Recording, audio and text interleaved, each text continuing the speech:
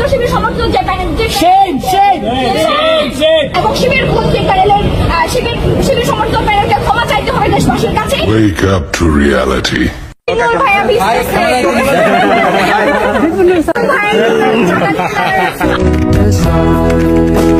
বিতর্কের আরেক নাম বামপন্থী ছাত্র সংগঠন। ঢাকা বিশ্ববিদ্যালয়ের কেন্দ্রীয় ছাত্র সংসদ ডাকসু ও হল সংসদ নির্বাচন ঘিরে বিতর্কিত হয়েছিলেন প্রতিরোধ পরিষদের সদস্য প্রার্থী হেমা চাকমা। তিনি এর আগে নিষিদ্ধ সংগঠন ছাত্রলীগের স্বাস্থ্য অর্থনীতি ইনস্টিটিউটের সংস্কৃতি উপসম্পাদক ছিলেন।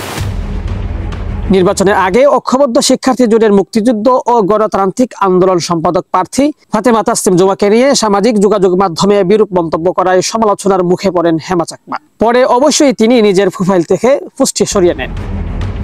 প্রচারণার সময় শিবির বিরোধী অবস্থান নিলেও নির্বাচনের পর হঠাৎ করে শিবির নেতার পাশে ছাতা ধরে দাঁড়ানোর অবস্থায় তার একটি ভিডিও সামাজিক যোগাযোগ মাধ্যমে ছড়িয়ে পড়ে। এতে প্রশ্ন উঠেছে, যাকে একসময় নিষিদ্ধ করার দাবি তুলেছিলেন, নির্বাচনের পর কিনা সেই দলের সঙ্গে রাজনৈতিক সুবিধার জন্য ঘনিষ্ঠ হচ্ছেন হেমা চাকমা। বাস্তব এই ঘটনায় প্রমাণ করছে, ঢাকা বিশ্ববিদ্যালয়ের ছাত্ররা রাজনীতিতে আদর্শের চেয়ে ব্যক্তিগত স্বার্থকে অনেকে প্রাধান্য দিচ্ছেন।